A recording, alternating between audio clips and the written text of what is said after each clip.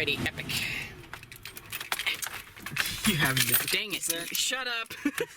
There we go, got it. Welcome everybody to the desert. I'm joined here by Dayton. It's me, bring me the boa.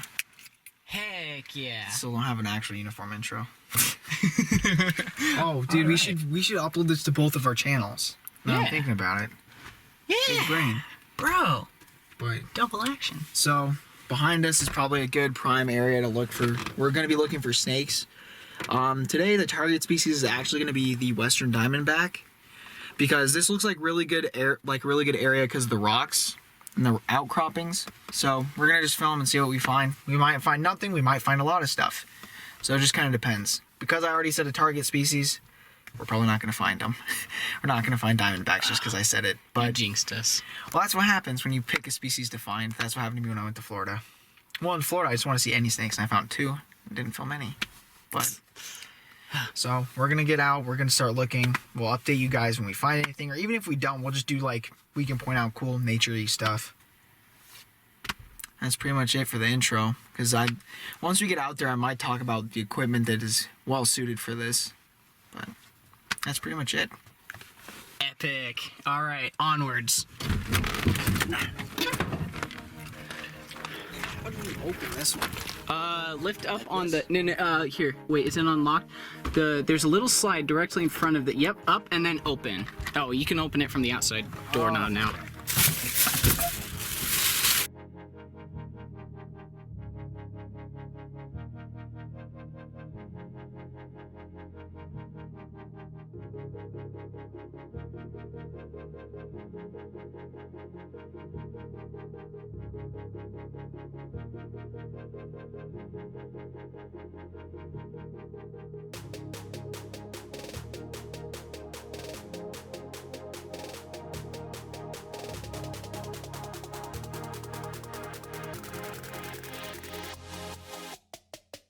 Got him.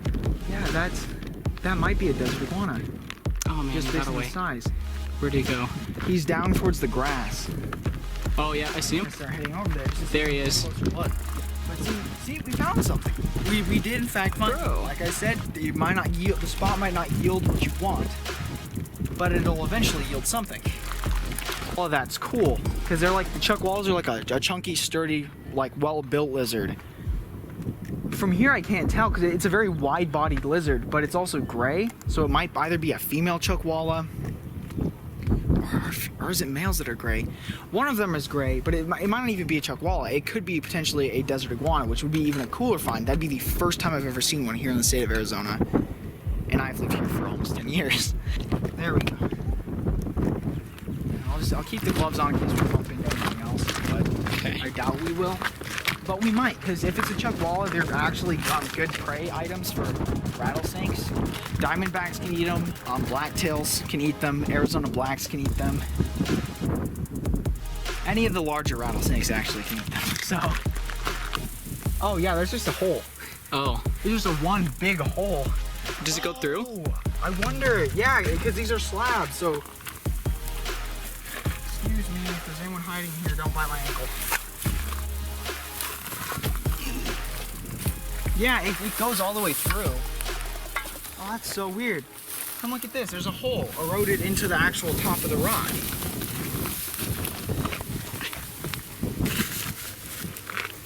Right here. It's completely eroded from the wind and the water. See Oh, that? I'm in the Goes shot. in. Oh, well, whatever. It doesn't matter. We're amateur. Heck yeah. But this is an interesting rock. Because there's a hole, this is all really warm, it's kind of jagged, so it gives like good footholds. I almost said footprints. Dang. Oh, but there's stuff underneath. So we might get to see some interesting arthropods? Nope, not on this one. There's some silk here, but I don't know if I want to move it. But, dang, that was kind of, oh! Oh, they're dead millipedes. Oh, whoa, it's the whole body. That is one big millipede. Last time I saw one this big, I was in Florida. Oops, oops, oops. So that's not even half. That's like the middle section. That's the butt, and that's the front.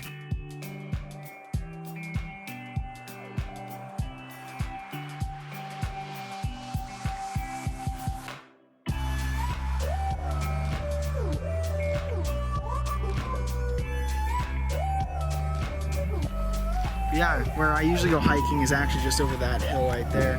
It's in between here and the shooting range. It's over there. It's an interesting spot. I'm not going to give out all the exact details because I don't want people going there. Going there and ruining your fun. Yeah. Whoa, it's Bring Me the Boa. Dude, can I have an autograph? Dude, I'm not even at 40 subscribers. I'm not going to get there within like Nah, you'll get a decade probably. This is going to be like a video that actually shows most of my personality, where like a lot of the other ones, it's like I'm trying to be factual. Well, no. Some of the ones that are going to be getting uploaded around when we were filming this video, they're going to be showing my personality. Just because I was like, you know what, they need humor. They need to be entertaining. Bro, See, cave. Up there, yeah, that's what I was thinking. Is that's probably a good, nice area with all the, I almost said outlets and inlets, but I I don't know, actually. Almost fell. Dang. See, like, it's hitting my butt with the amount of friction on those rocks.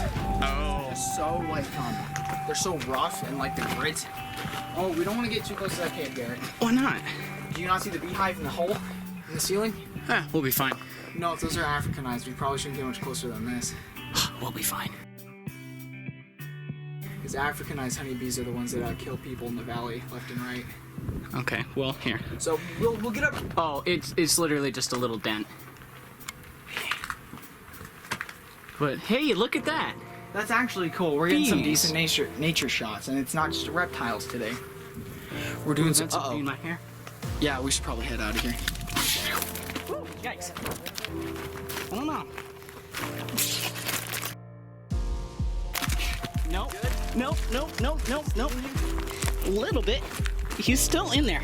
Can you get it with the... Where is he? I feel him. He's right here. I almost freaking died. Oh, is it super zoomed in, bro? Oh, it's in your hair still. Oh, is it? Can't see it. Is it dead?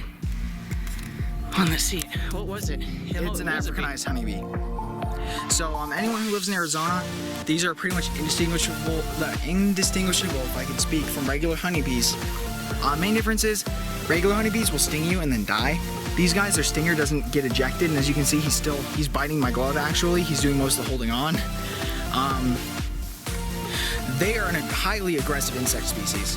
They will keep attacking and attacking and attacking, and they don't know when to stop. You know what? I feel like just because of the massive hair that I have, because I did feel pricking, but it didn't actually like pierce my scalp. So Probably good. I think our hair is probably what saved us. bro, our luscious locks. So with these bees, what can kill them is cold temperatures. So if you ever are getting chased by them, run into your house and turn on the AC. Same with your car. It will kill them. And so glad we did not go all the way up here. There's some people coming up here. I'm gonna warn them about this, but okay, good, he didn't latch on. But oh, his stinger came out because he was going so hard. So you can see it right there, and it's still pumping venom in there. So that individual bee is probably going to die in the next 5 minutes, because this is part of its reproductive glands as well as its stinger, and usually that pulls out some pretty necessary stuff. Okay, here, I'm gonna get a But nice close-up wise. I'm very happy that, well, I'm hopeful that Garrett, the cameraman. There you go. So trash piles like this on the sides of roads are good. What is all this weird metal? Look, it legit was liquid and was poured here. That's actually kind of cool. This is also the interesting thing about looking at stuff on the side of the road. You'll find weird, random crap like this. But I don't know what it's used for, and I don't know what it is, so I'm not gonna fiddle with it anymore. But you can find interesting stuff hiding. There's not a whole lot here to look under, but there's at least stuff. And I always try to find regular places that people dump their garbage just to look underneath, because this is like your best friend when you're looking for snakes and stuff, because they're opportunistic hiters. They'll see random crap on the ground and they'll be like, oh, this will make a good house. But I don't think we'll find any snakes on this one in particular, just because we are on the side of the road and it's like an actively used road. But yeah, nothing. But it is at least worth the effort, because you never know, you can find random Except I'm not going to the septic tank because that's just disgusting and there's poop in there. You can see it splattered on the walls. So I'm not moving that. So this is where I catch a lot of amphibians. You can actually also find shrimp in these, weirdly enough. Shrimp? Yeah, so like they're sometimes called tadpole shrimp, but you might know them as triops, or you might know them as sea monkeys. They are out here buried in the mud. Their corpses provide the nutrients for the next generation once the rains come. And basically their eggs can withstand all this dryness, all this lack of water. There are probably a couple thousand, if not hundreds of thousands of eggs in this mud right now. But, oh, there's shrimp in here still. Oh, really? So they go until there's no water left. So all these things moving in here, they're the triops, the tadpole shrimp, or the sea monkeys, whatever you want to call them. And as you can see, they're called tadpole shrimp because they have the general shape of a tadpole. They have that round, they have that like roundish head plate and then the tail. Now these are actually a shrimp, and these are excellent at surviving in desert environments. There's a lot of bees here because they want the water, but these are excellent at surviving in desert environments and arid environments, purely just because once they're dead, their eggs can survive for years on end until the next rain comes. I caught toads here in this exact same place a couple nights in a row, and I was kind of listing the environment I caught them in because I was wondering what caused them to come out. If it was the moons, the temperature, what. And still, I didn't film enough really to get any conclusive evidence for anything yet. And again, this isn't like a legitimate scientific study because I'm just doing it for fun. But these are the same pools. As you can see, they are very much different each time I come here because it all depends on the water. Like the one night I came out and everything was bone dry. There wasn't even this here. And I still found toads at night. So the toads really just don't care. They could sense the clouds coming in and the barometric pressure changes, which barometric pressure changes usually imply a storm is coming in, a storm front. So when it drops, they'll be like, it's time to breed, because that usually means there's water on the way. And they'll flock to things like this where water is retained and poured into so that they can continue to reproduce. This is how you find toads, is in places like this. Arizona has a lot of them just because of our canal systems, because we're known for flooding. We're a desert. Our ground does not retain water well. And this is evidence of it. Yeah. Happened again. But this is evidence of it. Clearly the water is not being absorbed into the ground properly, which is allowing it to stand longer. The longer the water is allowed to stand, the more nutrients are essentially allowed to build up because of the triops dying. The dying triops is going to allow the next generation of triops to feed off the algae that is eventually going to spawn exactly where we're standing right now. And the algae spawning is going to not just trigger them to be able to eat, but is going to supply food and nutrients for the tadpoles that are going to be here probably in the next couple of months. And so it's just a weird cycle, and it's taken me years to finally see like that bigger picture of that. And then my mom, as I've mentioned before, she's worked with toads, and used to work with an endangered species of toad. And so she has a very good understanding of the ecosystem, how everything's intertwined, and that's kind of been passed on to me. Just because I always found this stuff interesting. And then I also watched Steve Irwin as a kid, which also further cemented those ideals into me. And really, you just have to think, because there's no cloud in the sky today, so obviously the toads aren't going to be out. Or so you would think. But the temperature increases have caused them to start coming out. And now, because I know in Montana recently, the temperatures are in the 60s, which is nice. It's a good weather for Montana. It's a good time. The only problem is they're going to get 3 feet of snow this weekend. So that's going to wreak havoc on the reptile inhabitants of Montana, because they just started coming out and thinking, oh, it's time to breed. Once the snow comes, they're going to freeze solid.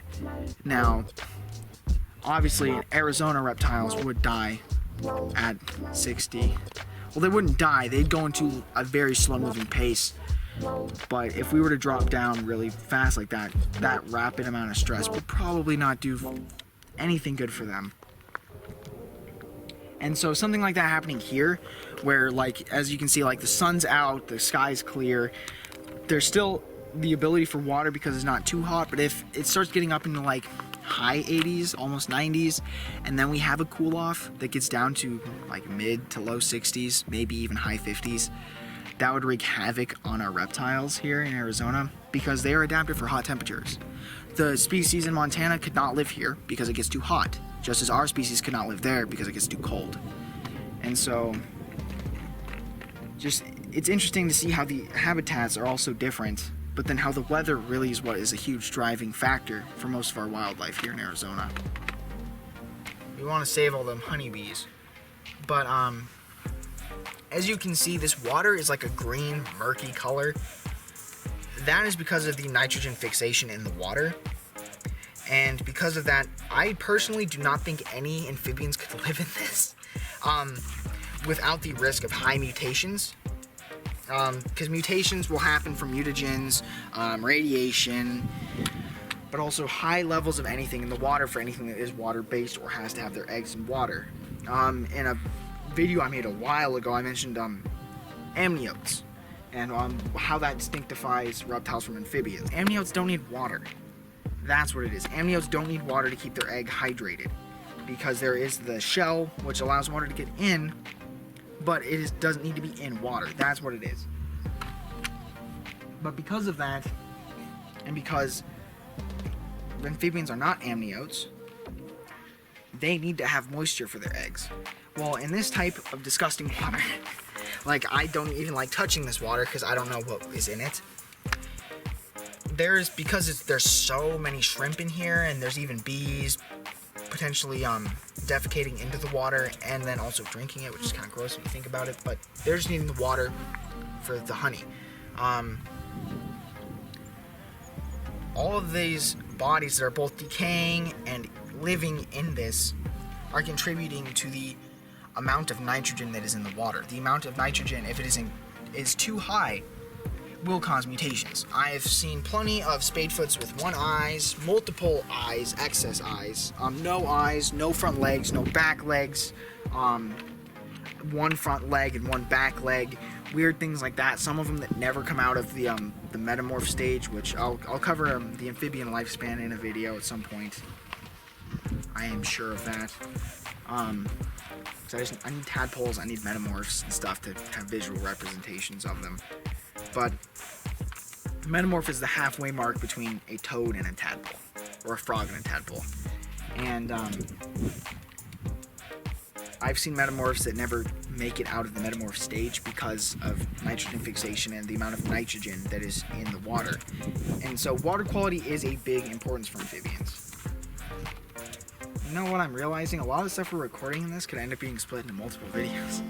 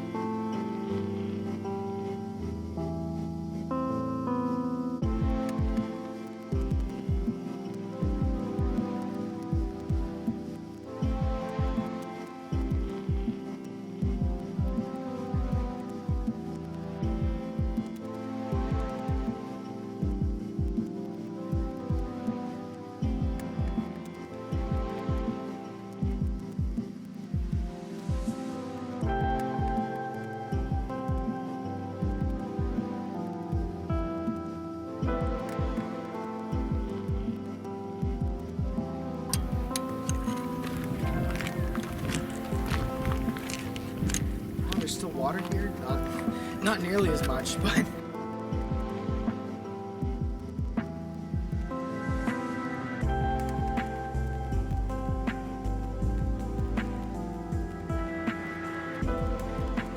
yeah. So I wonder what these tracks are made by.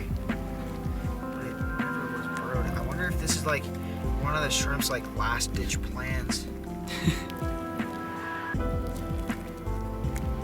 This is really like the most useless digging tool. I don't think I'm even getting anything out of the way at this point. No. No, I'm not. I'm just slicing through it. Well, dang. Like these tracks are weird. I want to know what made them. Because look, there's another little. Like, they seem too wide for earthworms. Oh, yeah. So, I genuinely don't know what they are. Huh. I've never noticed these before. Maybe someone down in the comments below will know. Hopefully.